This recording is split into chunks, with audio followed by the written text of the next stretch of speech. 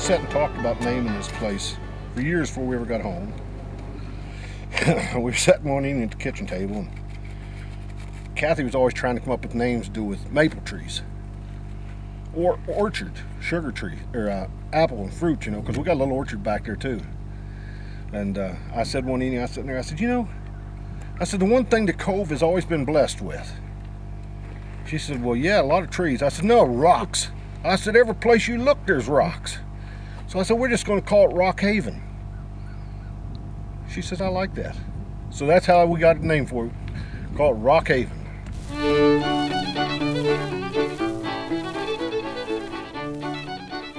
Maple syrup is a sweetener made from the sap of sugar maple trees.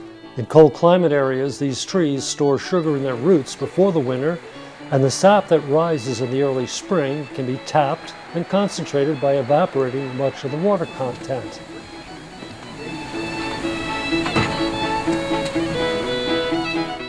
Quebec, Canada produces most of the world's supply, but maple syrup making still thrives in Hardy County, West Virginia.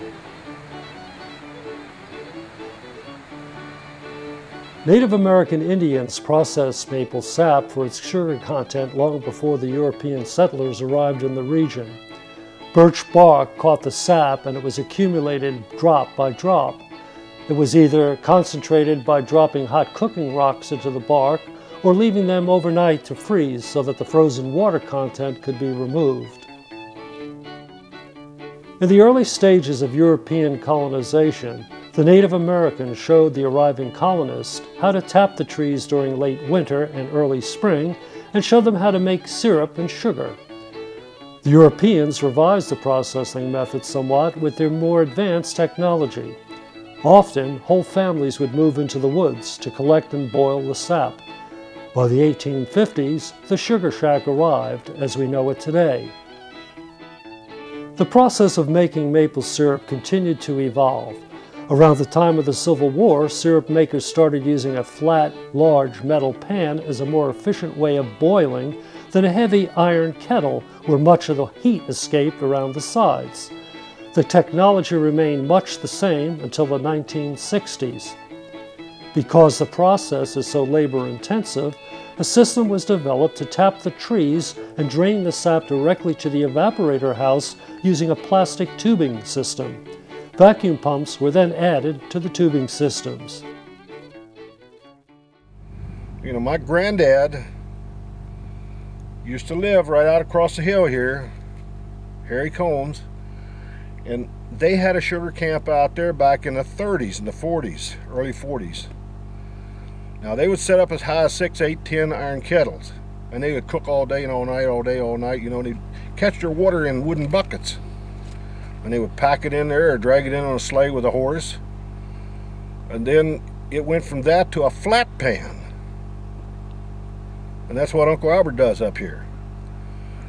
You know, well, that pan works the same as mine, but yet it's different. It's a complete different setup. They burn by wood, and it gets hot in those camps. I mean, you work, because it really gets hot. You know, I would guess your temperature is probably going to average around 100, 105 degrees in there. Well, don't expect that when you go into my camp, because you're going to freeze. My furnace is so airtight that the heat goes where it's supposed to underneath the pan and then from the pan out. You know, so when we go through this, I'll show you how it works. The process used at Rock Haven Maple Syrup Camp reflects this modern technology. About 70% of the water content is first removed before heating using a reverse osmosis technique. The sugar water is then heated in a nearly airtight furnace using diesel fuel. You know, and then we got home and we found out we still had a lot of maple trees, and then we knew we was going to get into it, not just a little bit. We thought, well, we'll just make a business out of this, and that's what we've done over the last 8 years. And it's not easy work. People think, you know, your syrup prices are pretty high. Well, think what you want. Go make it. I'll bet you won't sell for what I sell for. You know, I hold my prices down. I'm way below all my competitors except for my Uncle Albert. He's a little bit cheaper than I am. But then he still burns firewood and I don't. I burn diesel. So I have to be a little higher than him. You know, and I'm not going to sit here and mention anybody else's sugar camp. I got a lot of friends from here clear to Vermont, New York, Quebec. They are all in the maple syrup business. They all make good syrup, but ain't none of it as good as mine. Of course, now, you know, all maple producers tell you that. Same story. They make the best. Trees can be tapped year after year without damaging the trees, and it takes about 40 to 100 gallons of sap to produce just 1 gallon of syrup, depending on how sweet the water is. We'll clear back to the Indians. They used to split the bark on the tree, and they'd take other bark and funnel that water into a little trough that they would cut out of wood or a log. And to start with, they would freeze it, let it freeze, and they'd throw the ice away and keep the sweet water. Well, as time went on, they evolved into where they would catch it in these hollowed out pails that they would make out of wood. And now they're not buckets like nothing like we've ever seen. But they would take that water someplace and put it in an area enclosed, whether it was rock or, I don't believe it was rock, I believe it was probably skin. Animal skins, they sewed together. They would build a fire beside of this, and not under it, but beside of it. They would heat those rocks, and they would always use small round rocks to the point where they'd almost be ready to crack, and they would put those in that animal skin and evaporate the water until they got sweet water. They actually made sugar. They would have it in little pouches that they would carry for quick energy. They knew what it was. About 2,800 taps on 30 acres of land are currently at Rockhaven Maple Syrup Camp.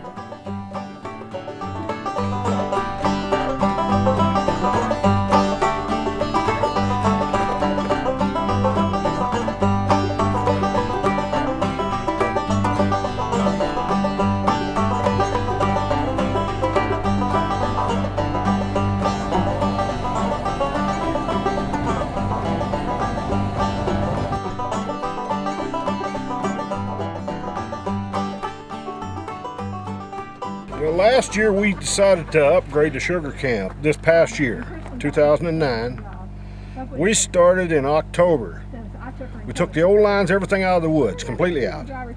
Everything went back in new. It's evolved in the last 8 years to the point where I had to do that if I wanted to stay modern or keep up with the times, whatever you want to call it, you know. So there was really a lot involved in it. I had to go through the woods and take out all the dead trees. I took out a lot of trees that weren't maple trees because the tops will break out of them, like poplar and stuff like that, you know. So you don't want that falling on your lines. That whole process is still going on. We started in October and we still have not got that done. We have approximately 3,000 taps out today, and there's 1,000 more that we want to bring online. So, I mean, by putting out the lines, there's a lot more involved to it. You make a lot of firewood for your neighbors, you know, because I don't use firewood. So I give it away. I don't charge people for it because I don't think it's right. If they need it, they're more than welcome to come and get it, because I'll just give it to them. Matter of fact, I even use my tractor to load their trucks. You know, so I try to help out as much as I can because it's a help to me. It's gone. It makes my place look better. And that's, you know, like the maple trees, the only critter I have that is a real downfall to maple business, everybody would think, well, that's got to be the squirrel. Well, I got news for you, it's not. You got one out there that's a whole lot harder on you than any squirrel. And it's going to be one that's going to surprise you. It's a deer. Because he's constantly trimming your trees. You ain't never going to get no new ones, because as fast as they come up out of the ground, the deer population in this area is so heavy, you cannot find a little bitty maple tree anywhere. Matter of fact, you're hard pressed to find a little tree of any kind. You know, so that's probably the biggest enemy you got right now in the woods.